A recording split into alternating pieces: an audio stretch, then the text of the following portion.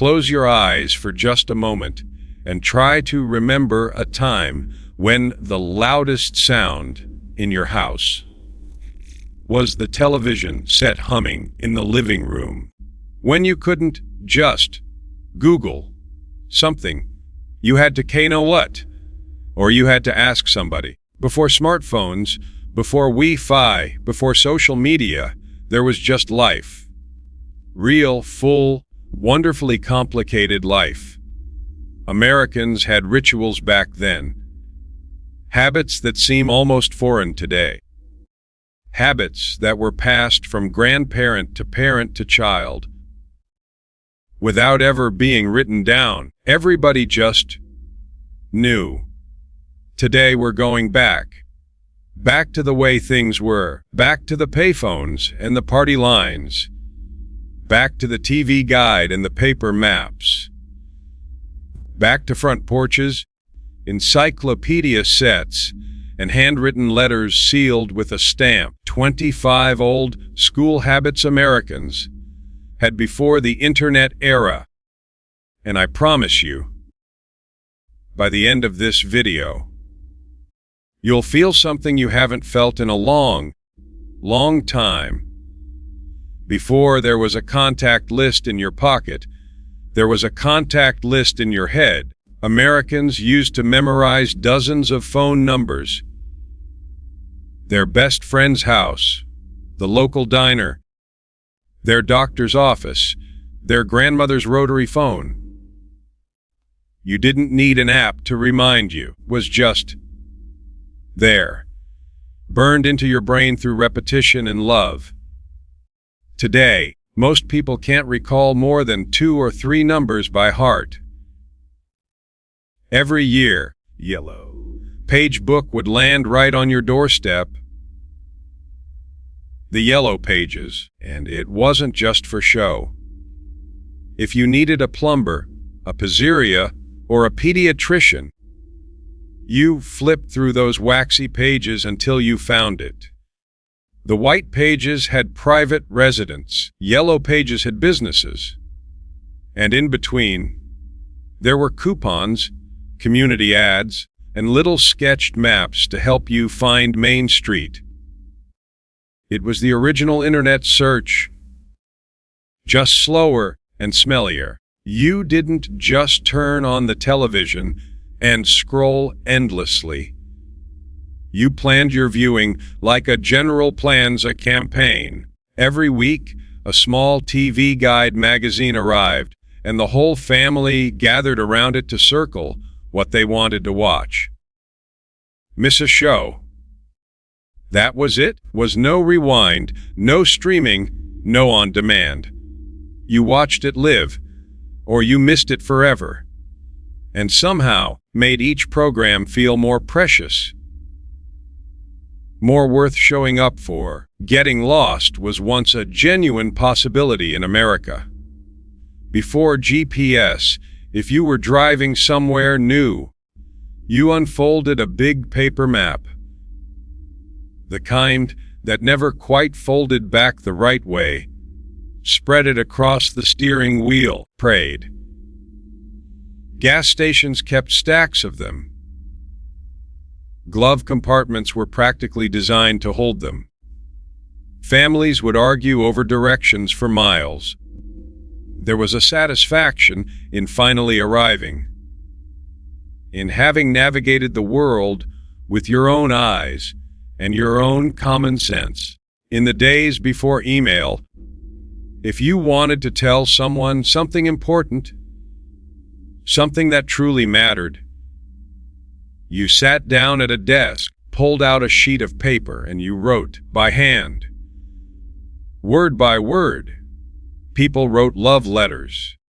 Letters of apology. Letters that crossed the country in 3 days and changed lives when they arrived. There's something about ink pressed into paper that a typed message on a screen has never been able to replicate. Before Wikipedia, before search engines, there was a building in every American town. usually quiet, always a little cool inside, called the public library. If you needed to know something, anything, went there. You learned the Dewey Decimal System. You navigated card catalogs. You asked the librarian, who always seemed to know exactly where to look. The library wasn't just a place to find facts. It was a temple to curiosity. Every Sunday, the newspaper arrived thick and heavy, not just with news but with inserts, glossy booklets packed with coupons, and serious homemakers would sit at the kitchen table with scissors and clip them out, one by one. Those little rectangles of savings were carefully organized in envelopes, filed by product category, and carried to the grocery store like a treasure map. It was a ritual of thrift and patience, and it stretched a family's budget further than it looked like it possibly could. Long before playlists and algorithms decided what you'd hear, Americans turned a dial. Slowly, carefully, the static cleared and something beautiful came through. A big band orchestra, a baseball game, the news, or a late-night love song. The radio was the heartbeat of the American home. It played through the Great Depression and World War II. It introduced the country to rock and roll. It was never something you scrolled through. It was something you listened to together. In the 1940s and 50s, teenagers didn't meet at coffee shops with laptops. They met at the soda fountain, usually inside the local drugstore or Five and Dime, where a counter lined with spinning stools and a cheerful clerk waited to take your order. Cherry Cokes, Flits, egg creams. It was where romances started and friendships deepened and whole afternoons disappeared. The soda fountain was the original social network, and it smelled a whole lot better. In neighborhoods across America, for most of the first half of the 20th century, you didn't have to go get your milk. The milk came to you. Every morning before sunrise, the milkman made his rounds, leaving cold glass bottles on the front step. You left your empties out the night before. He swapped them for full ones. Sometimes there was a note tucked inside, ordering extra butter for the holidays or asking him to skip a week. It was a quiet, reliable transaction that stitched communities together one bottle at a time. The front porch was once the living room of the neighborhood. After dinner, families would come out into the evening air and just sit. They'd wave at neighbors, watch the lightning bugs, and talk about nothing in particular for an hour or two. Kids played in the street until the streetlights came on. Parents called to each other across yards. Porch was where gossip was traded and wisdom was passed down. It wasn't wasted time. It was community, done the old-fashioned way. In rural and small-town America, well into the 1950s, many families shared a telephone line with their neighbors, called a party line. Pick up the phone, and you might hear someone else's conversation already in progress. It was maddening and hilarious and oddly intimate. You waited your turn. You occasionally eavesdropped by accident. Everyone in the neighborhood knew everyone else's business. Not through social media, through the humble shared telephone wire. In millions of American homes, Encyclopedia Britannica stood like a row of soldiers on a shelf. Volumes A. through Z, crisp and heavy and full of everything. Parents saved up to buy them because knowledge was considered that important. Children would pull out a volume and just read, not looking for anything specific, just wandering through the world of facts. It was the original browsing. You went in looking for volcanoes and came out knowing about Venezuela, Vikings, and violins. Photography was a commitment. You had 24 or 36 exposures on a roll of film, and you used every single one carefully. Because wasting a shot meant wasting money. Then you brought the roll to the drugstore, filled out a little envelope, and waited. A week later, back. And for the first time, you saw what you'd captured.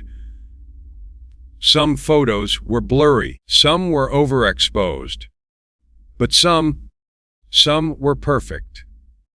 And the joy of seeing them for the first time, delayed and unexpected, was something digital photography never quite replaced. Before the telephone became widespread, and for urgent messages, even after, Americans sent telegrams. The Western Union office could be found in nearly every town, and a message could cross the country in hours. That word, telegrams, used STOP instead of periods to avoid confusion. The messages were short. Every word cost money. So people learned to say exactly what they meant, and nothing more. It was communication distilled to its pure, essential form. A summer day in 1960s or 70s America meant eat breakfast, go outside, and don't come home until the streetlights came on. No texts to check in, no GPS tracking, no scheduled play dates, just kids and the whole neighborhood and their imaginations. They built forts in the woods and played stickball in the street and caught crawdads in the creek. They got scraped knees and dirty fingernails and sunburned shoulders. And when they finally came home, exhausted and wild and happy, they slept like they'd earned it. Every woman's purse and every man's desk drawer held a small address book, often leather, bound, filled with handwritten names and addresses accumulated over years. Weddings, moves, and Christmas cards all required it. When someone moved, you'd carefully cross out the old address and write the new one in the margin. When someone passed away, the name stayed, a quiet little memorial tucked between the lined pages. An address book was as personal as a diary. Before online storefronts, there were real storefronts, and Americans would spend entire afternoons just walking past them. Window shopping was a genuine leisure activity. You'd stroll the main street, hands in pockets, pressing your nose to the glass. Department stores dressed their windows like theater stages. Elaborate seasonal displays with mannequins and backdrops and twinkling lights, especially at Christmas. Nobody expected you to buy anything.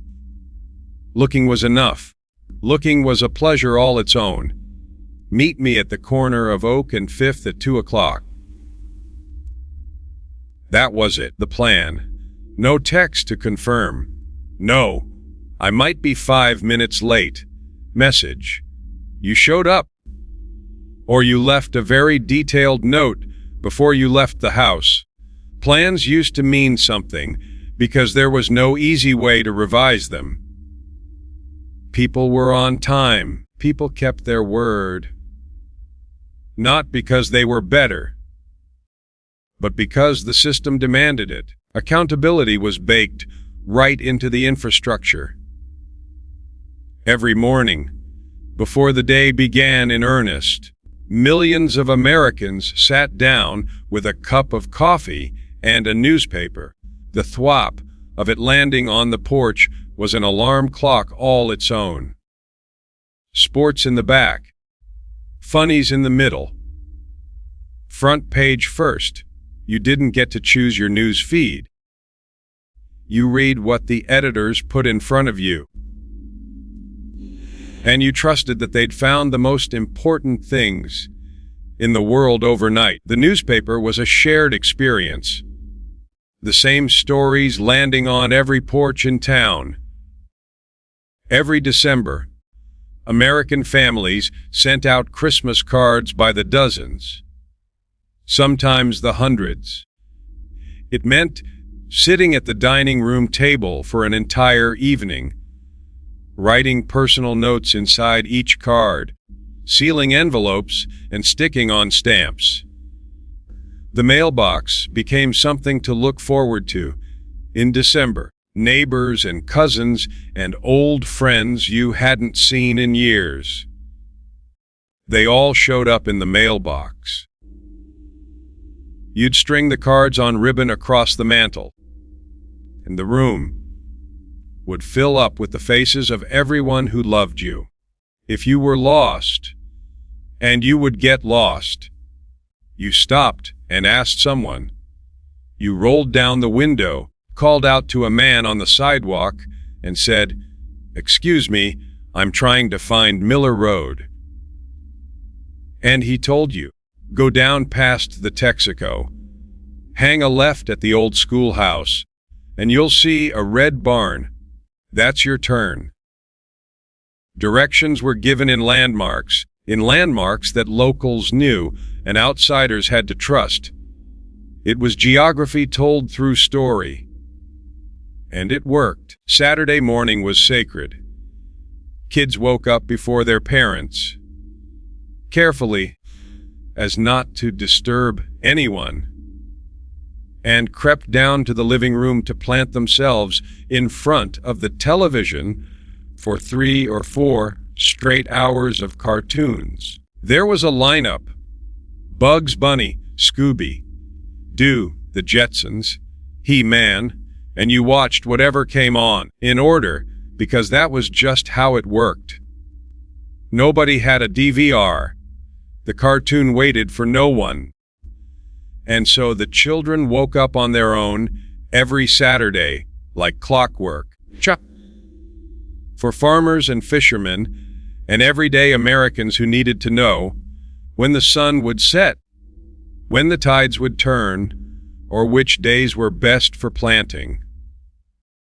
There was the almanac, published every year since Benjamin Franklin's time. The Farmer's Almanac contained weather predictions, moon phases, planting calendars, historical trivia, and odd little folk remedies. It was part science, part folklore, and entirely American. Families kept them for years. Some swore by them more than any other book in the house. Sunday in old America was different. Most stores were closed. Most offices were shut. There was no going to the mall, no running errands, no hustle. Sunday was the law of rest made practical.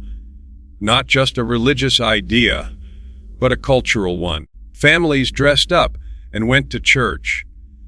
Then came the big Sunday dinner: roast chicken, green beans, pie cooling on the windowsill. Then the afternoon dissolved into naps and board games and slow drives through the countryside. There was nowhere to be. Nothing was open. And that was the whole wonderful point.